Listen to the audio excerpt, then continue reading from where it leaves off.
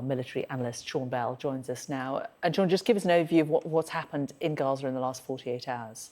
Yeah, hello, Jane. Israel's confirmed that the death of one of their soldiers that's been held hostage by Hamas since the 7th of October, 19-year-old Noah Marciano. Hamas claimed that she was killed by an Israeli airstrike. The Israelis haven't commented on the cause of death, but have just marked her passing. But it's also on the same subject of hostages. Hamas has told the Qataris that they would be prepared to release 70 women and children in return for a 5-day truce or a ceasefire. But away from that, it's been a busy 48 hours from the IDF, who claim they've actually moved into Gaza City itself. There have been a number of telecom companies that have shut down now in Gaza City, largely through a shortage of fuel. And we hear from the United Nations Palestinian Refugee Agency that actually a number of other telecom channels, the vast majority of them, will shut down on Thursday if they don't get more fuel. But the main focal point for the activity has been around hospitals this last 48 hours, bombing and small arms fire in the vicinity of the hospitals. The IDF, as you've reported, have claimed they found an arms cache in the Rantisi Child's Hospital. There were suicide vests, rocket-propelled grenades, guns and things like that. And of course, Hamas has denied any knowledge of that. And why have hospitals become such a focal point in the last couple of days? I mean, obviously, it's a place that lots of civilians have fled to. As a former military guy, it's a bit bizarre, isn't it? Because hospitals should have protected status under the law of armed conflict, and yet they've actually become the focal point.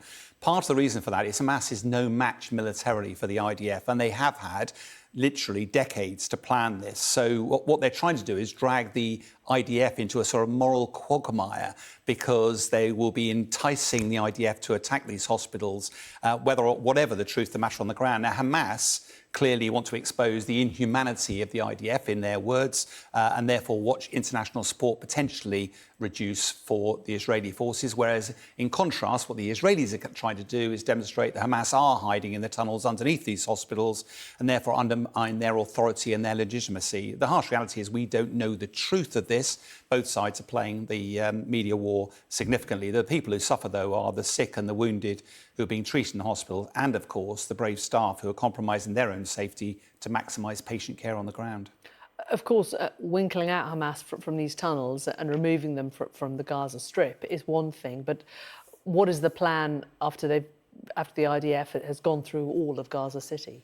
One of the challenges since the start of this is what's the military objective at the end of this? The IDF military response to the Hamas attack on the 7th of October was pretty intensive, but it seemed to be driven a lot by anger rather than methodical military planning. And what was the end state? What's the objective at the end of it? Now, we've got a picture that's come in because from Gaza City, the IDF claim they've made it to the Gaza parliamentary building. And this is very symbolic. I mean, this picture is incredibly symbolic because what it portrays is the Israelis are now in charge of Gaza City. But the harsh reality is they may well be control of a couple of buildings, but what about the tunnels underneath Gaza City? Have they actually liberated Palestinian people? No evidence of that. Have they destroyed Hamas?